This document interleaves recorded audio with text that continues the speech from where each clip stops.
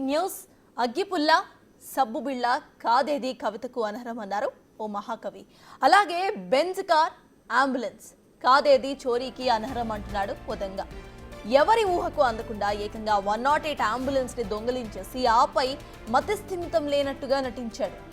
వీడి చర్యలు అన్ప్రెడిక్టబుల్ సుమా. ఇంకెందుకు లేట్, ఈ వింత దొంగ విషయాన్ని తెలుసుకుందాం పదండి.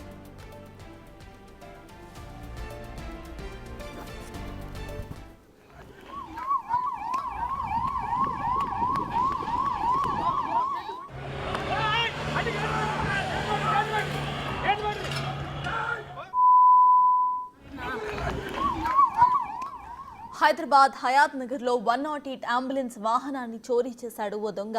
అక్కడి నుంచి విజయవాడ వైపు తీసుకువెళ్లాడు. ఖమ్మం వైపు వెళ్తున్న అంబులెన్స్ దొంగను పోలీసులు ఇటు ఫాలో చేశారు. హయాత్ నగర్ పోలీస్ స్టేషన్ నుంచి నకిరేకల్ పోలీస్ స్టేషన్ వరకు ఫాలో చేసినప్పటికీ అంబులెన్స్ దొంగ పోలీసులకు చిక్కలేదు.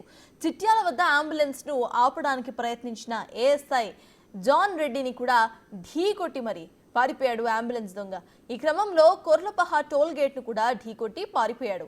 అయితే ఎటకేలకు టేకుమెట్ల స్టేజ్ వద్ద రోడ్డుకు అడ్డంగా ఒక లారీను పెట్టి అంబులెన్స్ తో పారిపోతున్న దొంగను పట్టుకున్నారు కేతేపల్లి ఎస్ఐ శివతేజ. కేతేపల్లి పోలీసుల అదుపులో అంబులెన్స్ దొంగ ఉండటంతో 108 సిబ్బంది ఊపిరి పీల్చుకున్నారు. అంబులెన్స్ దొంగను మహబూబాబాద్ జిల్లా బయారం గ్రామంకు చెందిన రావుల లక్ష్మీ వెంకట నర్సయ్యగా గుర్తించారు పోలీసులు.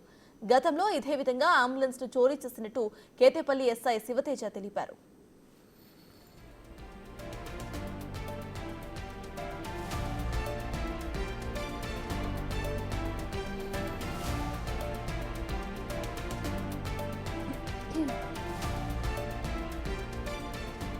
సాధారణంగా ఏదైనా వాహనాన్ని దొంగిలిస్తే పోలీసులు తనిఖీల కోసం వాహనాన్ని ఆపడానికి అవకాశం ఉంటుంది. అదే అంబులెన్స్ ను దొంగిలిస్తే ఎవరు కూడా ఆపురు కదా. అందుకే ఈ దొంగ కాస్త డిఫరెంట్ గా ఆలోచించాడు. ఏకంగా అంబులెన్స్ లనే దొంగిలించాలి అన్న ప్లాన్ వేసేసుకున్నాడు.